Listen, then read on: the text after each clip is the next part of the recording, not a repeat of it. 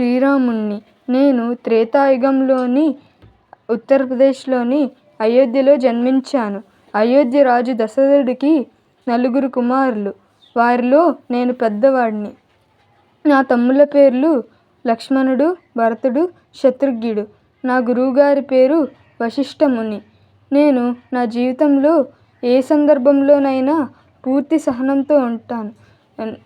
14 సంవత్సరాలు వనవాసంలో ఉండడం నా ఓపికకు కారణమని చెప్పవచ్చు.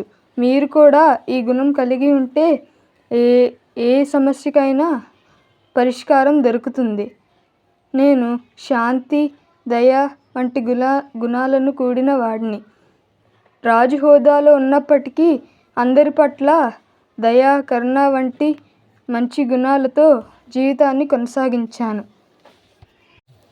నా తమ్ముడికి రాజ్యాన్ని కట్టుబాటు చేసి శబరి ప్రసాదించిన పళ్ళను ప్రేమతో తినడం వంటి మంచి గుణాలు నాలో మీరు చూడవచ్చు.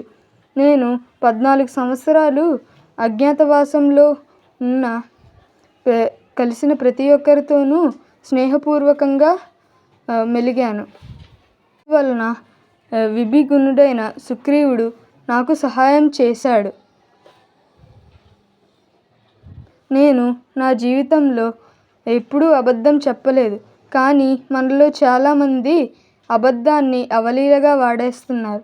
కానీ ఒక్కసారి వాస్తవం మాట్లాడితే అబద్ధం అవసరం ఉండదని చాలామంది మర్చిపోతున్నారు. నేను నా జీవితంలో ఎవరితోనూ అమర్యాదగా మాట్లాడలేదు, అసభ్యంగా ప్రవర్తించలేదు. ఎంత కోపం వచ్చినా నిమంత్రించుకునే వాడిని. కానీ ప్రస్తుత తరం వారిలో ఈ లక్షణాలు చూడడం చాలా తక్కువని చెప్పవచ్చు.